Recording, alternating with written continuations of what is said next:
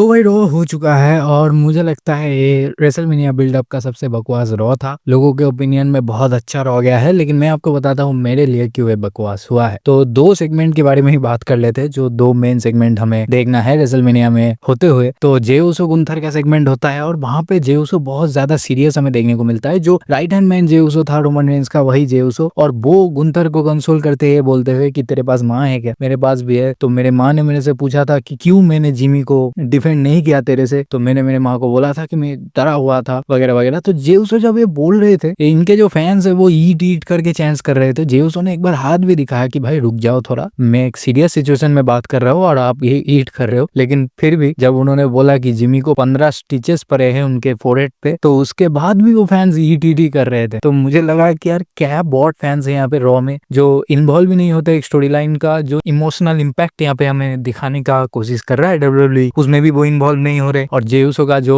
Serious movement है उसमें भी वो ईट के चांस लगा रहे हैं। अभी जेउसो वर्ल्ड हेवीवेट चैंपियनशिप जीत सकते हैं, बहुत ही ज्यादा चांसेस बढ़ गए हैं जीतने के, क्योंकि सीरियस हो गए हैं वो। और अगले वीक के बाद ही हमें रेसलमेनिया देखने को मिलेगा और अगले वीक के रॉ में क्या कुछ होता है वो हमें देखना पड़ेगा। खैर उसके बाद बात करते हैं सबसे मेन सेगमेंट के बारे में, जो कि पॉल हेमन, सेथ रॉलिंस और सीएम पंक का हुआ है। तो पॉल हेमन आते हैं, उन्होंने पहले आके बोल दिया कि मैं ट्राइबलशिप के लिए लॉयल रहूंगा। उसके बाद ये भी बोल दिया कि मैं मेरे बेस्ट फ्रेंड के लिए भी लॉयल रहूंगा। तो इसका क्या मतलब हुआ भाई? तो पॉल हेमन को कभी कोई ट्रस्ट नहीं करता है, पहले से ये हो चुका है डब्ल्यूडब्ल्यूई में। लेकिन अभी पॉल हेमन का एक फेस टर्न हुआ था जब रोमन रेंस वापस आए थे, तो लोग सोचे थे कि पॉल हेमन बदल गया है वगैरह वगैरह। लेकिन यहाँ पे हमें सेथ रॉलिंस का इन्वॉल्वमेंट देखने को मिलता है और सेथ रॉलिंस आके पॉल हेमन को बोलते कि मैं तेरे को कूट डालूंगा, पीट डालूंगा अभी, और तू हमारे बीच में नहीं आएगा, हम तीनों के बीच में। तो सेथ रॉलिंस का जो इन्वॉल्वमेंट हमें देखने को नहीं मिल रहा था इन 3 वीक से इन तीनों के मैच में, तो वो आज हमें देखने को मिला है। सेथ रॉलिंस उनको पुश वगैरह करते हैं, तभी सीएम पंक का एंट्री होता है। सीएम पंक आके सेथ रॉलिंस को पीटने वगैरह लगते हैं, लेकिन सेथ रॉलिंस उन पे भारी पड़ते हैं, स्टॉर्म वगैरह लगा देते हैं और पॉल हेमन को स्टॉर्म मारने गए, लेकिन उन्होंने छोड़ दिया और पॉल हेमन को ये बोला कि भाई अब तू मेरे लिए एक फेवर करेगा। तो भाई सीएम पंक ने अपना फेवर मांग लिया है कि उनके कॉर्नर में होने वाला है, लेकिन अभी सेथ रॉलिंस ने भी बोल दिया है कि मेरा फेवर तू अभी निभाएगा। तो बहुत दिनों से स्पेकुलेशंस लोग लगा रहे थे पॉल हेमन, रोमन और सीएम पंक दोनों को धोखा देंगे और सेथ रॉलिंस के साथ चले जाएंगे। तो वही सिचुएशन शायद डब्ल्यूडब्ल्यूई यहाँ पे क्रिएट करने की कोशिश कर रहे हैं। तो अगर इनको लगता है कि यहाँ से स्टोरी लाइन कुछ एलिवेट होगा, तो शायद वो सेथ रॉलिंस के साथ पॉल हेमन को भेज दे, या फिर सोलो की तरह कैरेक्टर बर्बाद करना होगा तो वो भी कर सकते हैं, क्योंकि ट्रिपल एच का तो पता नहीं भाई, कुछ भी करते हैं वो। खैर यही था रॉ का सबसे अच्छा पार्ट आज का, और मुझे कुछ खास पसंद नहीं है, और जो पार्ट्स हुए हैं तो उनके बारे में बात नहीं करे तो ही अच्छा है। मुझे नहीं लगता ये रॉ कहीं भी क्लोज आता है 2024 के जो रॉज होते थे रेसलमेनिया के पहले उनसे, क्योंकि हर वीक में हमें रोमन रेंस, रॉ और सेथ रॉलिंस, कोडी रोड्स का इन्वॉल्वमेंट देखने को मिलता था। इस बार तो कुछ ही नहीं देखने को मिला, और इस बार तो रोमन भी नहीं आया इस रॉ में, क्योंकि एक ही हफ्ता बाकी है अभी रेसलमेनिया होने में और रोमन का इन्वॉल्वमेंट आज भी देखने को हमें नहीं मिला है। तो देखते हैं यार क्या कुछ होता है रेसलमेनिया में।